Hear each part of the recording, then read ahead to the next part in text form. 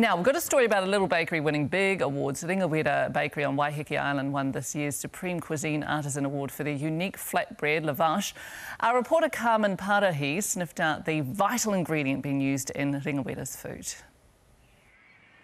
I nā oho koe e mua o te ata hāpara, kei rongo koe i ngā manu e waiata ana. Me ngā kaitunu prawa e whakapito ngoi ana. Huri o prawa poke I tuka ngā prawa. Ko Ringawera tēnei, he whare tunu prawa e whakahaerehia ana e tētahi whānau I te mutu o Waiheke. E whakakotahi ana I o raua aroha e rua te tunu prawa me te reo Māori. I te mutunga o te rā, kei te ngenge au, kei te hoha au, ka timata anō te mai. Iara, kei te pai. E hara a Patrick I te tangata Maori. Engari koea tērā e whakamahi ana I te reo Maori, ia rā. Tapahia te poke parawa, ne? Nā te reo Maori I whakauru atu ki te rārangi hoko a Ringawera. He parawa momo rewana, sourdough. He parawa no Italia, ciabatta. He parawa no tākei, he Turkish pide. Taro rewana kore, lavash.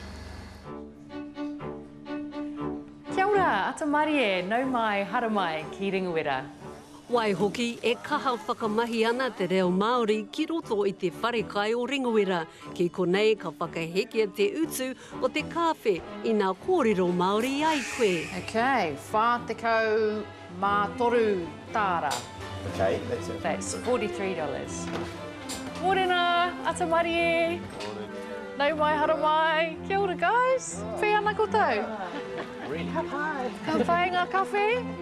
E whakakaha ana a Hinemoa Elder I te whakamahinga o te reo Māori I roto I te Pākihi nei, mā te whakaputa I ōna pūkinga reo I whakakona ki aia ki te whare wānanga o AUT. Kawe whakamā.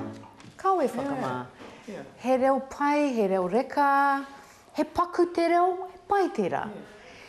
He kupu kotahi no iho, he pai te rā. Kurere. Ai, kia ora. Ka whakatēna hoki rāua I ngā kaimahi o Ringawera ki te kōrero Māori aha koa te aha. Morena, te kaitiaki o te tohu ahau.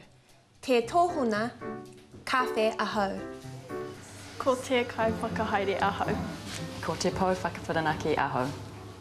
Kia ora, ko te kai whakahaere o te waka ahau. Ngā hapa, ngā mea he, pai tēnā. Praketi te reo, prakatia te reo. E kore e kitea te taro rewana kore a Ringawera ki tētahi wahitu atu o te toa nei, Waihoki, ko ngā kupu hou kua anta waihanga e rātou. Ko Rahira Shortland, te kaitiaki o te huarahi pai, hei tauira, tau ngao, energy, pūmua, protein, konutai, sodium, hinu kueo, saturated fat. He uawa te mahi, me. Miri te kupu. Ai. He ate kupu pai mo te pāreka te taringa. He māmā te whakahau a Ringawera, whakamahia te reo aha koa ko wai, aha koa ki whea, mātanga mai, tauira mai, whakamahia te reo ki tōna whānuitanga. E weta. Ai. Ngā tangata katoa o te motu, tino taonga. Ko te reka o te reo, ka puta mai I te reka o te prawa pea. A tēnei te mihi ki a koutou. Kia ora moto haerenga ki a Ringawera, engari. A tono wā!